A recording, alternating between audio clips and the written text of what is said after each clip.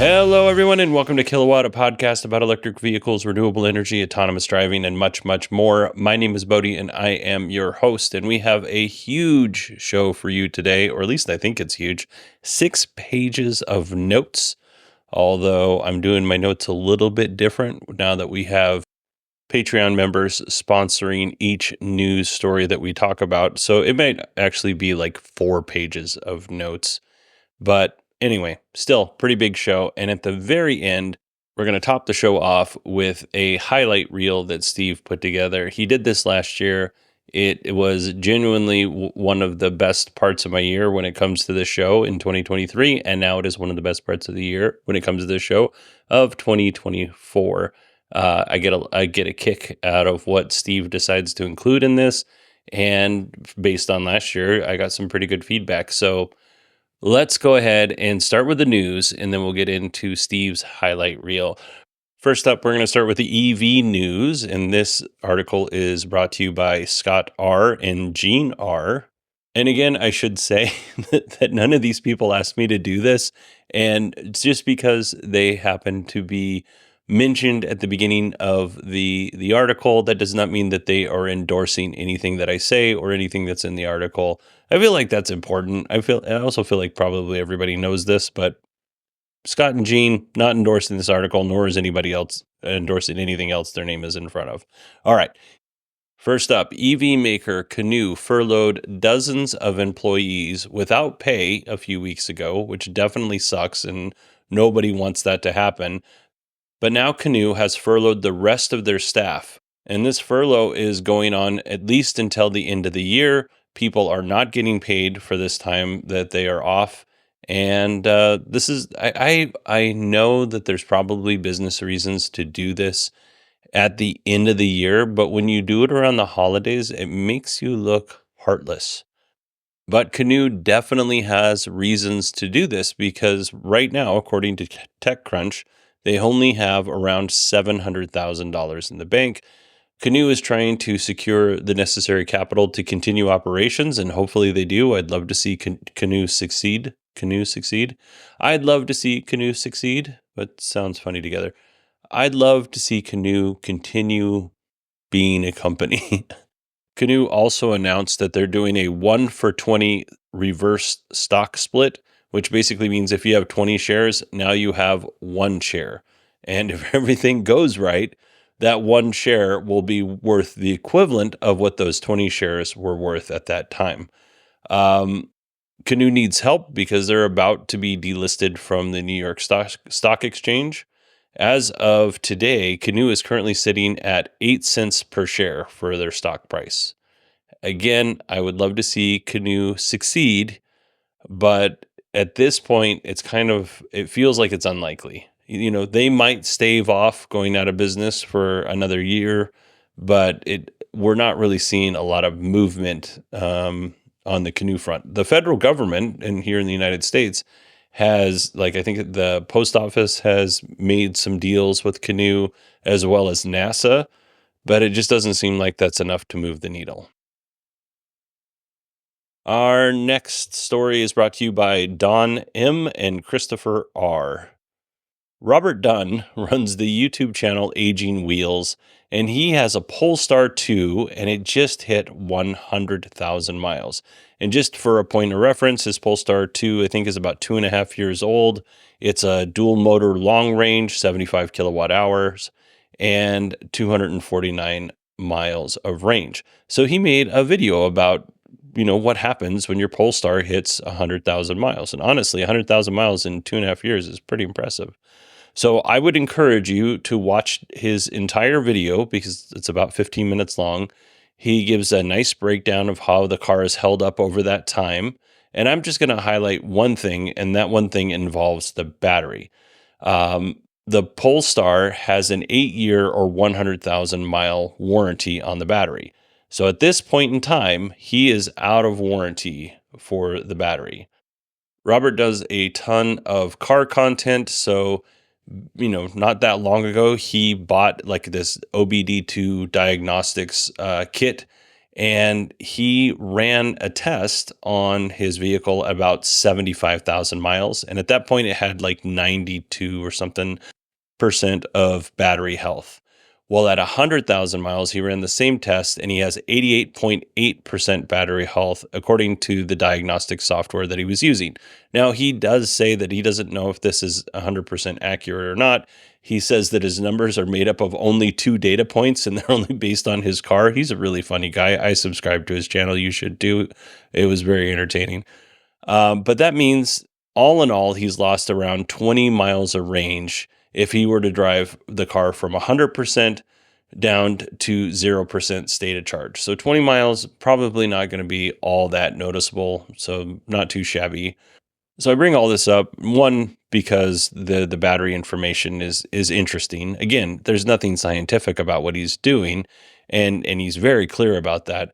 But what I really want to highlight, and he has a way bigger channel than this podcast, but what I really want to highlight is if you're not following Robert on Aging Wheels on YouTube, you should be, because he is hilarious. Like, if you like the show, you're going to like Robert's channel. He's funny. He's informative. I'm not saying I'm funny or informative. I'm not bragging about myself here, but he is funny and informative. I was not aware of his channel before this, but once I watched the video, I was I was a fan. So go check out what Robert's doing at Aging Wheels. Our next story is brought to you by Joseph B. and Jerbo. A while ago, we talked about Volkswagen having to close down some factories in Germany. And this is something that has never happened in Volkswagen's 87-year-old history as a company, having to close down any factory in Germany. Now, they may have had to close down factories somewhere else, but not in Germany. This is a big deal. Well, Bloomberg is reporting that Volkswagen may not have to close any factories in Germany after all, or I shouldn't say may not have to. They may not be closing because clearly they don't have to if they're not going to. But this is according to an anonymous source. Right now, Volkswagen is dealing with a workers' strike in Germany. Around 100,000 workers walked out of 9 different German factories and decided to strike. And it sounds like through the negotiations, it's not. They're at a little bit of an impasse, But it sounds like Volkswagen will keep those factories that they were going to close down. There was 3 of them open as a concession to the union, and in return, the union workers will forego bonus payments. So people keep their jobs. So in this case, this is why I think negotiations are important between labor and management. But this kind of relationship only works if both sides are willing to give something. If it's imbalanced, that doesn't really help anybody out. Anyway, we're going to keep an eye on this story. Right now, this is just a rumor because they had an anonymous source. So while I think there's some credibility to this story, it doesn't mean that this is what's going to happen. Even if this story is true, the terms of the deal can still change in the negotiation process, but for now, it seems like this is where we stand. Our next story is brought to you by Alki Bob and Friendly Sleet 66. Rivian R1S and R1T owners got a new software update recently, and they now have access to a native YouTube and Sirius XM app. And in addition to that, they can Google Cast to the Rivian's infotainment system. I don't know why I'm talking so weird. Rivian. But this is really cool. You can basically cast something from your phone, and you can even do this if you have an iPhone or an Android. You can cast something from your phone to the car. So if you want to watch Netflix or Disney Plus or Hulu or whatever, you're able to do that. In addition, you can also listen to music streaming from your phone, that kind of thing. So that's really cool.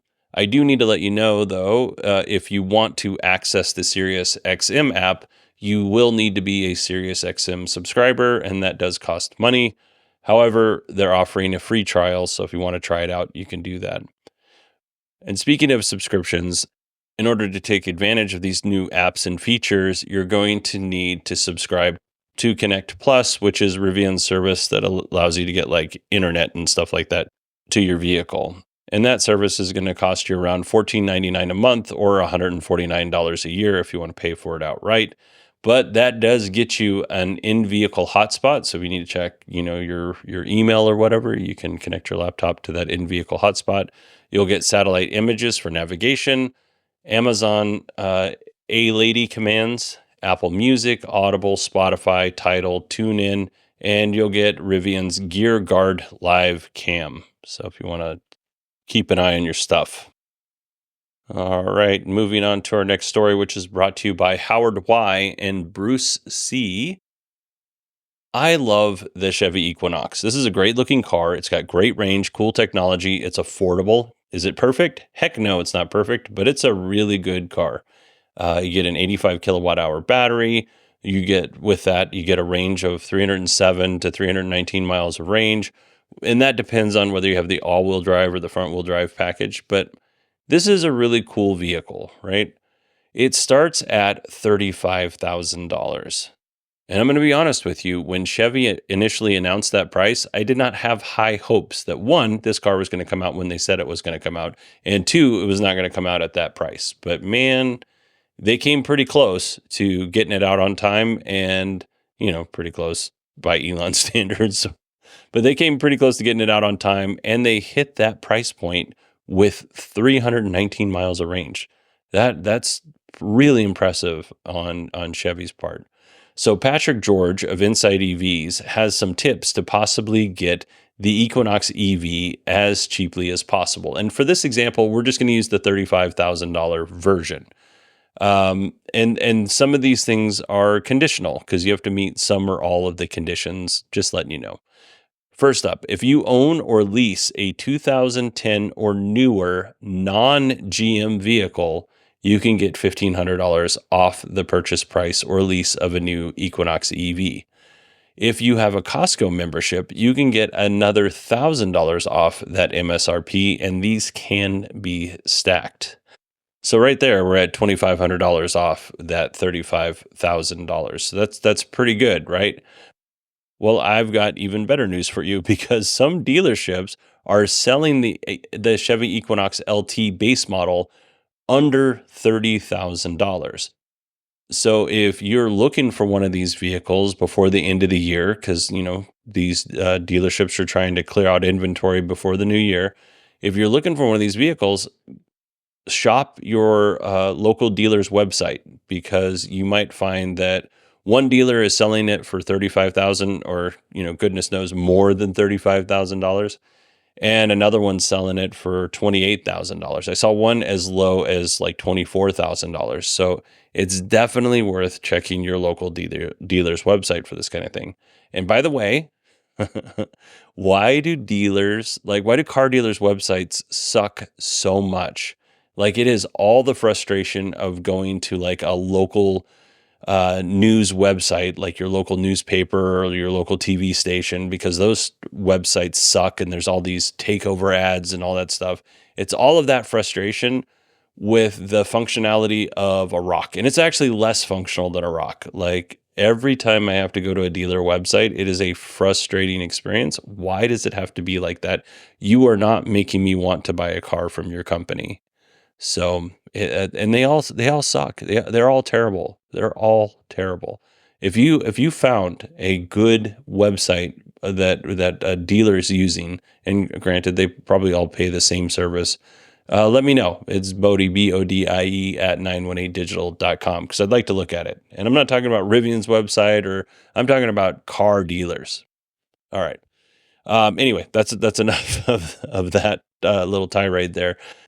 Anyway, not the point. The whole point is to save you money on the Chevy Equinox EV. So we've talked about the owning a non-GM vehicle, 2010 or newer. We've talked about the Costco membership.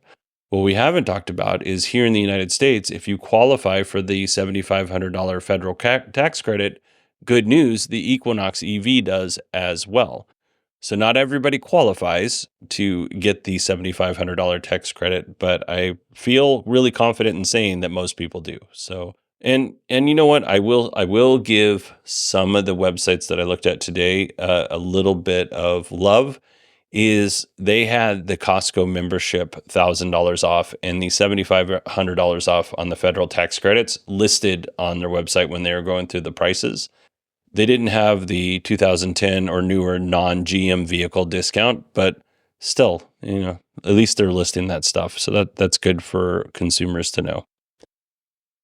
All right, everybody, that is it for our EV news. Before we dive into the Tesla news, I just want to let you know that we have ways to support this show. If you are interested, you can go to patreon.com/kilowatt or supportkilowatt.com.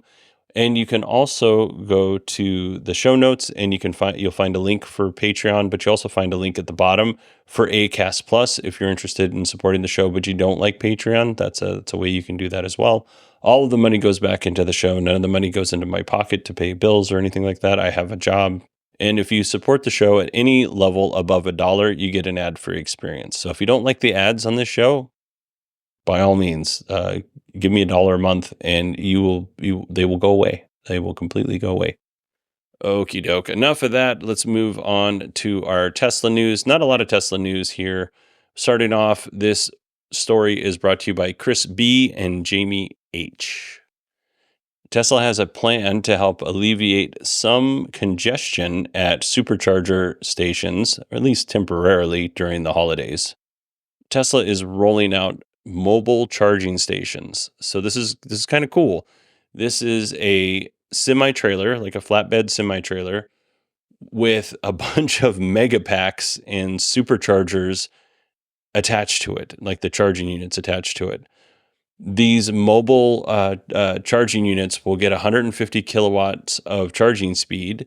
They're deployed along heavily traveled areas, and some of them are on a trailer, and it looks like some of them are connected into like existing supercharger locations. So like in Bakersfield, California, it looks like it was added to an existing charger temporarily. Same thing in Primm, Nevada. Then you have the actual mobile trailers in El Centro, California, and Cambridge, Ohio. So this is pretty cool. If you see one of these, because I know we have listeners in El Centro, yeah, there are probably listeners in Bakersfield as well. If you see one of these, let me know, because this is a really cool idea. It is a Frankenstein of a setup, but it's a cool idea. I'm sure if Tesla wants to continue this kind of operation, they'll come up with a more elegant solution. But for now, this will work, especially for testing purposes. And I should say that Tesla has rolled out something similar during natural disasters. So maybe this is what they're doing. Maybe they're testing this for when we have hurricanes in the East Coast or wildfires on the West Coast. And, Tesla can help people get, to safety sooner without having to worry about a bunch of overwhelmed superchargers. All right, our next story is brought to you by Stephen E. and Alex F. Tesla sales are down in Europe by about 13.7% year to date. When I heard this, I was like, well, maybe the whole entire, European EV market is down. But no, actually, if you remove Tesla from the equation, the European market is actually up slightly.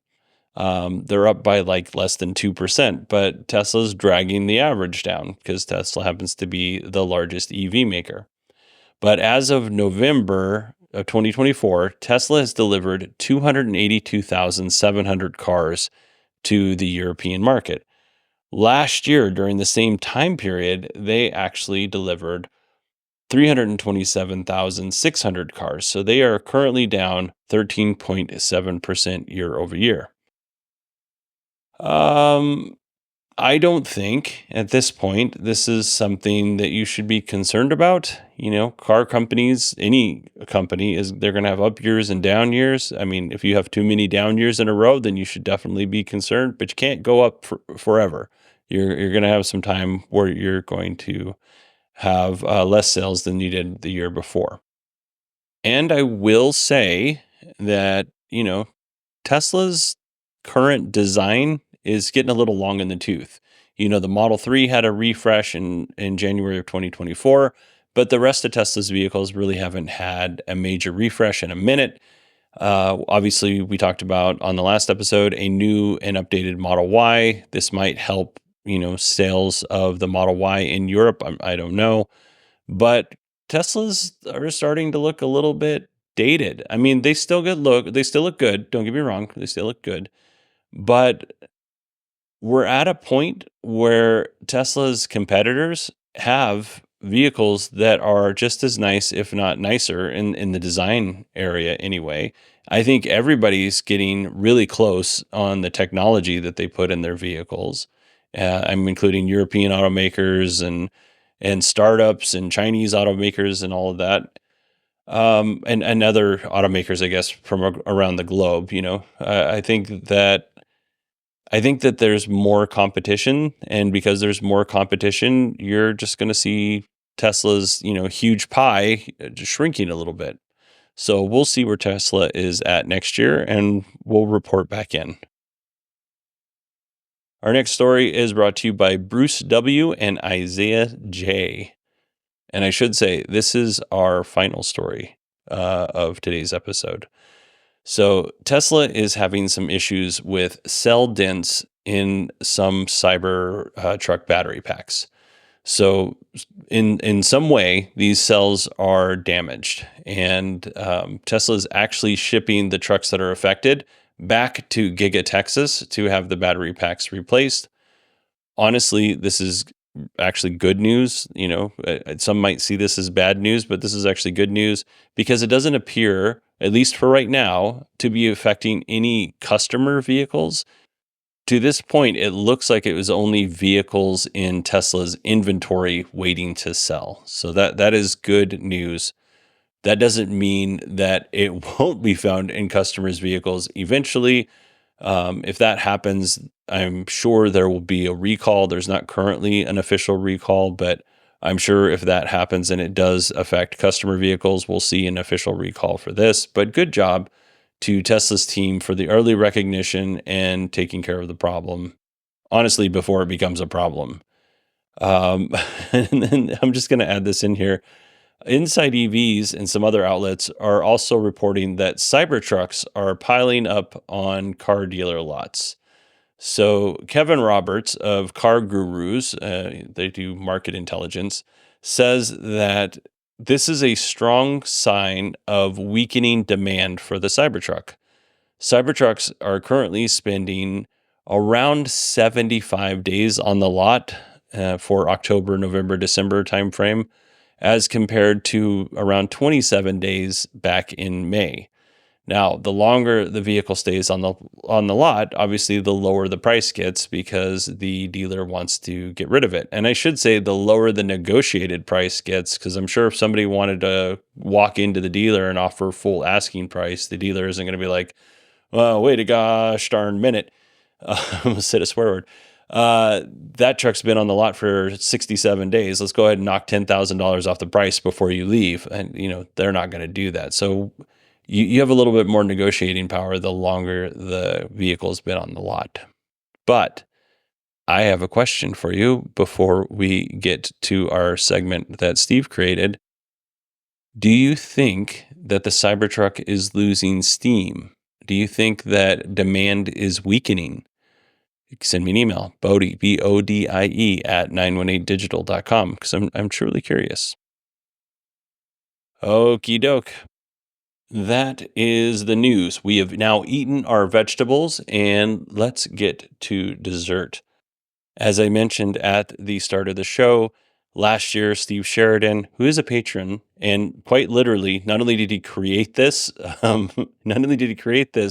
cool little segment, he's also sponsoring this cool segment. Last year, Steve put together highlights of the show. It's very funny. And quite honestly, I am honored that he's done it again for a second year. I would love this to go all the way until I end the show or die. That would be my desire. Steve starts the the segment with saying that this is the 49th annual Kilowatt highlight show, and that's a reference to the 49th annual Thanksgiving special that we did back in November. So just in case you didn't hear that episode, that's what the joke is referring to. So let's go ahead and listen to the 49th Avenue, the 49th annual. You know what? I'm just going to continue messing this up. So let's listen to the clip. Hello, Kilowatt listeners. This is fan of the show, Steve Sheridan. It's that time of year to present the 49th annual Kilowatt highlight reel for your listening pleasure. This is where I assemble a collection of audio snippets from selected Kilowatt episodes throughout the year. Since you're a Kilowatt listener, you've probably come to know and love how Bodhi delivers his podcast with, what shall we call them? Bodhiisms. These are the moments where Bodhi gives us a peek into how he thinks, and it's part of his charm. To be clear, these are comments he's left in the show after editing. So what follows is a collection of Kilowatt audio clips from Bodhi over the past year that I found quite amusing.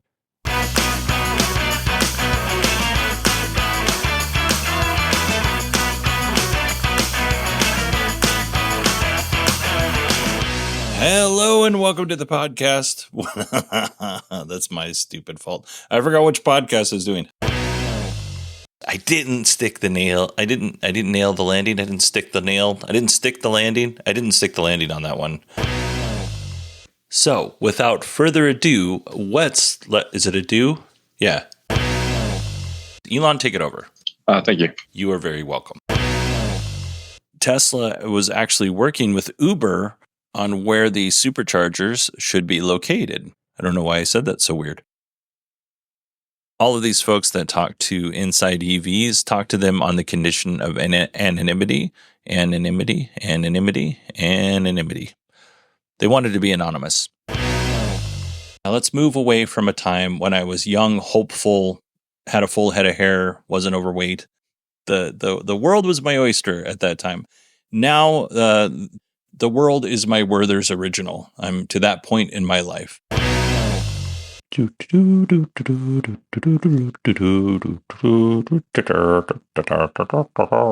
right, here we go.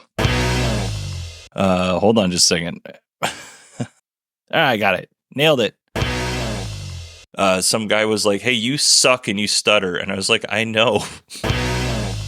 Let's move on to something more positive. Let's talk about dead puppies. No, I'm just kidding. This is coming from somebody who thinks almost everything that I do is pretty much crap.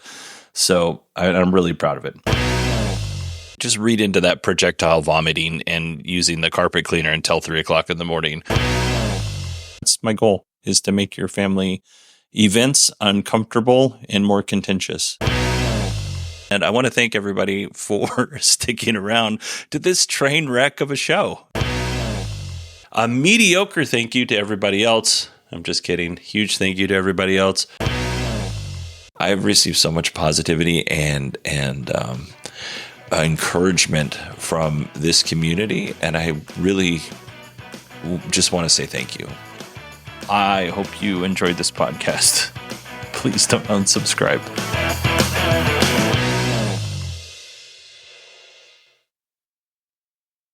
I think we can all agree Steve knocked it out of the park this year. Thank you very much, Steve. I really appreciate you.